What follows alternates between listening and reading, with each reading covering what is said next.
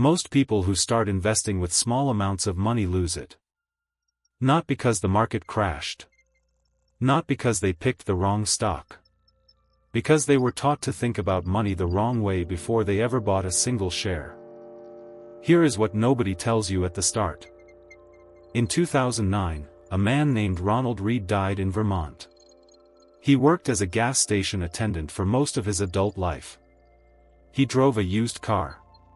He patched his own coat with safety pins rather than buy a new one.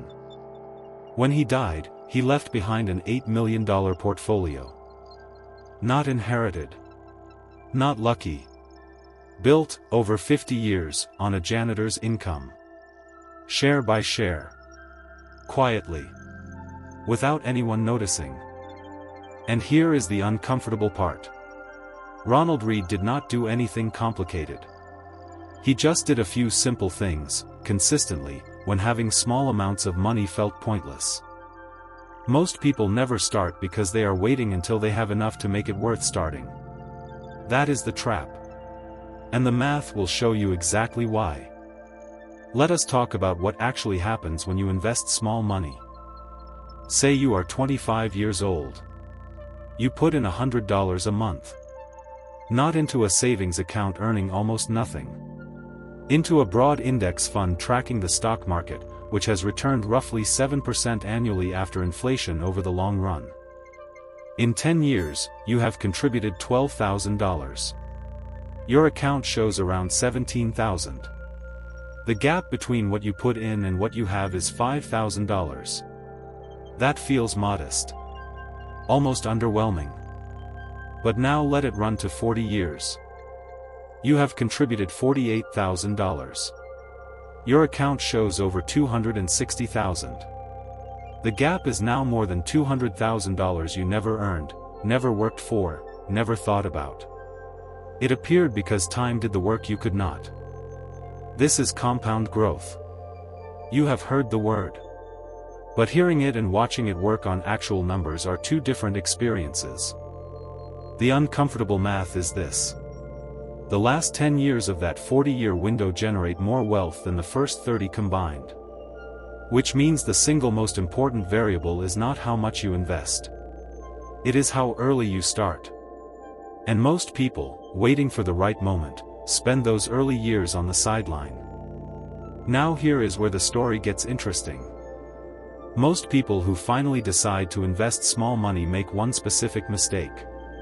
They try to be clever about it. They buy individual stocks because a friend mentioned one. They move in and out of the market based on headlines. They pay fees they do not notice to funds that underperform the market they are trying to beat. The average actively managed fund charges around 1% in annual fees. That sounds harmless. But over 40 years, that 1% quietly consumes roughly 20% of your final wealth. In the example we just ran, that is $50,000. Gone. Not to a crash. Not to bad luck. To a fee you technically agreed to but never really understood. Ronald Reed did not pay those fees.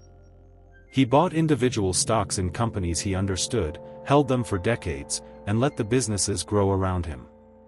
His strategy was not sophisticated. It was patient. Here is the bigger picture. The financial industry is built around the idea that investing is complicated enough to require professional help. And some of it genuinely is. But the core mechanics of building wealth over time with small, consistent amounts of money are not complicated. They have been well understood for decades. The information is freely available. The gap between knowing this and doing it is entirely psychological. It is the feeling that $100 a month is not serious money. That you should wait until you can invest real money. That the market is too unpredictable right now. The market is always unpredictable right now. That is what a market is.